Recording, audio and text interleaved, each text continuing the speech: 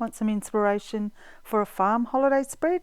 Then this is what I'm using today. Hi, I'm Nicola from Creative West Aussie.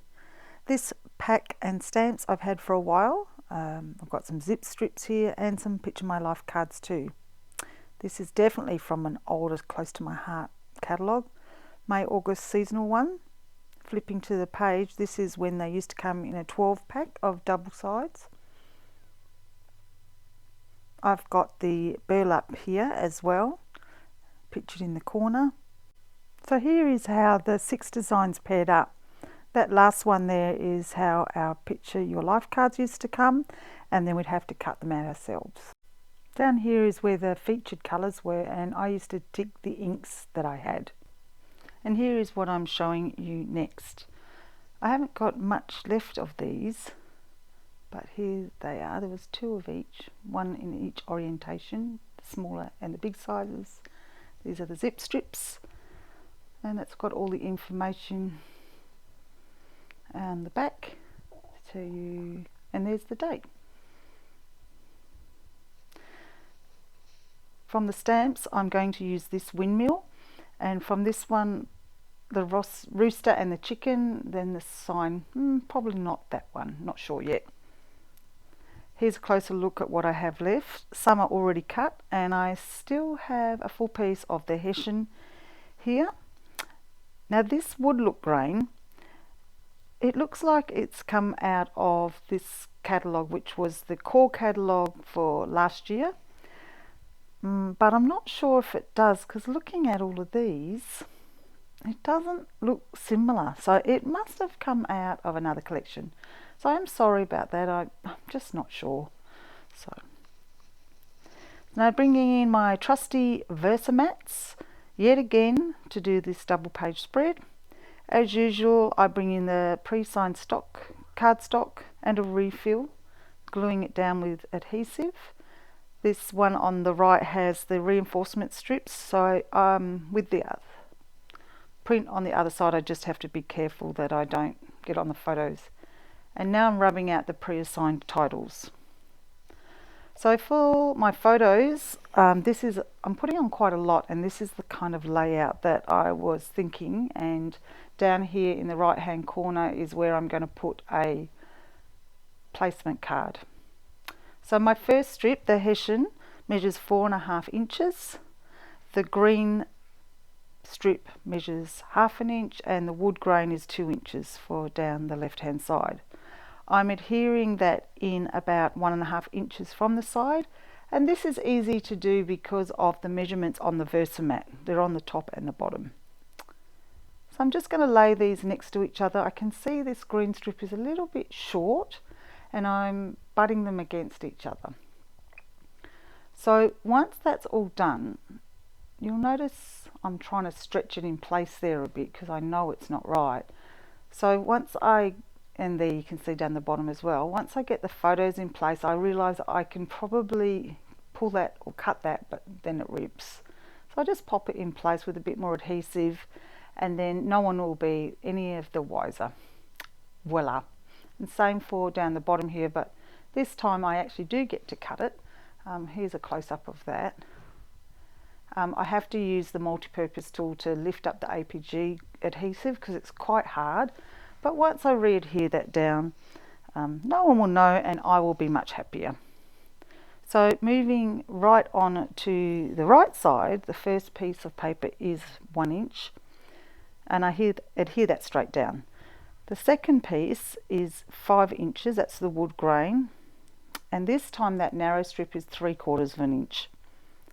I lay them next to each other, taking note of the angle of the wood grain, and then I add in this 2 3/4 piece, which is 10 inches long. It gives me some white space, and it is 1 inch down and 1 inch up, but I like that. Now this menu here, I'm going to adhere to a Hessian mat. I've decided not to mat the other 2, but as there is a spare zip strip, I cut that into 3 pieces of 4 inches. And there's the info of on the back again. So these pictures are of Millop Farm. It's about 3 hours south of Perth, which is capital of West Australia. We went for brunch, and as we drove in we could see there had been a bushfire. So luckily the farmhouse had been spared, and the pics of me on the top corner, they're from my Facebook account. So if you see that at the end of the video, click on that and that will subscribe you. So here I am just sticking it all down. A little bit at the top there, and I'm happy with that. That looks good. So moving on to the stamping and the embellishment time. So moving that mat to the side, I use white cardstock and the backing to help make a good print.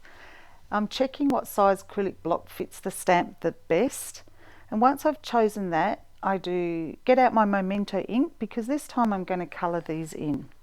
I prime the stamp before I use it, then get it nice and inky and do a print. Now you'll notice I clean the stamps and put them away as I go. That's just to keep my area tidy. It stops things from getting lost, and yeah, I just like working like that.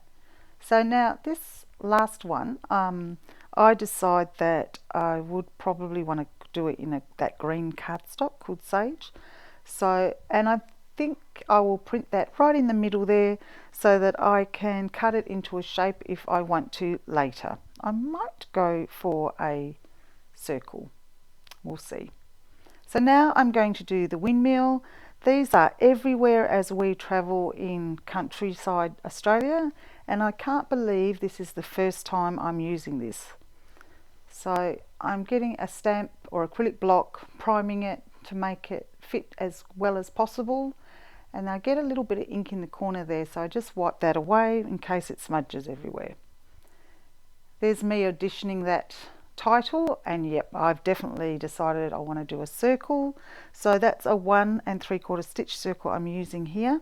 I can't remember which brand or make it is. You can get them anywhere. And I'm just sneaking it into my Gemini Junior and doing that off screen, popping it into place, and yep, I definitely like that. I'm now going to show you how I do my colouring. So going in nice and close, I'm starting with the light grey Spectrum Noir marker.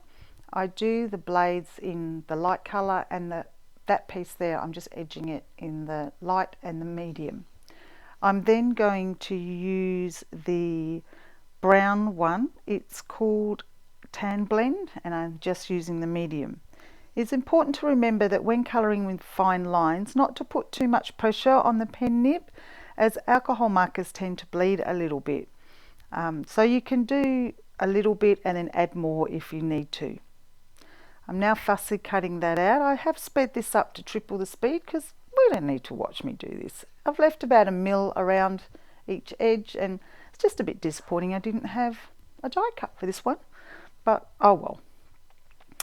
And I pop that into place. Now colouring in my chicken, we call them chooks in Australia, I use the medium, and then I go to the light, and I think I do the medium again. Now look, as long as you keep blending it, you can go back and forth as much as you like. Then the light pale pink I decided to use on the beak and the feet. Then I did the same colour for the rooster's face, back to the same colour as before, and this time I'm starting with the, looks like the dark, and then I'm going over the top in the medium. Now again, doesn't matter which order. I just recommend that you saturate the card, and when you look from the back it tends to look like it's come through, so make sure you don't put something underneath it. That's important. So the beak I decided to do in the coral dark, and then I did the face a bit again in the light, and like I said, you can go over as many times as you like. So here's me putting some more of the light tan on there. Oh, and then I decide to make the feet a bit darker, so that looks like I'm using the light coral now, and then a bit more shading. So see, you can just keep going and keep going and keep going. Now, once I'm happy with that, I also have to remember that chickens and roosters have different colorations, so it doesn't have to be perfect. I'm going to fussy cut this chook out, and then I decide that I'd like to do the rooster in a circle. Oh, I'll put that up there first. Now this circle, stitch circle, measures 2 1/8 inch. And I like him in that bottom corner, but I want to bring him out a bit, so I'm just going to edge it with that sage ink. So I get my blending tool out, blend around that, and then once I've done that, I think that looks a lot better. But then I decide that, oh, my journaling mat looks like it could do with it. I don't have enough ink on that, so out comes the ink pad again, and there I go. Now when I'm doing this, I realise there's dots on that journaling mat, so I think, oh, I think I've got those. I saw those in a stamp set, and I'm like, and there it is. So I decide to add some more to the bottom with, I think I used a grey ink. I hope you can see that on screen. And yep, I feel that ties it all together. Sticking the other side down. This one here is 2 photos on 1 mat of the green. I also put another zip strip down, that other 3rd piece zip strip down, sticking down the journaling mat and all the trim. Here's some other chickens, or chooks like I call them, that I made off screen. I then start my journaling with my pencil. After I've completed the pencil and I'm happy with that, I use a permanent pen. I used a green one in this one. I then think that I'm not happy with some of my embellishments sticking up, so I will get my mono liquid glue and stick that down. Now, I'm not a big fan of dimension for my scrapbooking, so if it's flat, I'm happy with that. So see how I just do every little section just to make sure it doesn't lift and get caught on my page protectors. By the time I've done that, I can rub the pencil out, so I use a circular motion and it is finished. I unstick the pages off the Versamats and I use my special adhesive rubber on that, on both sides, and that's the end product. So I hope you've been happy with watching this. I'm going to show you some close-ups now. All the very best, and I hope to see you back here soon. Hope you get inspired to make some of your own projects. Bye for now.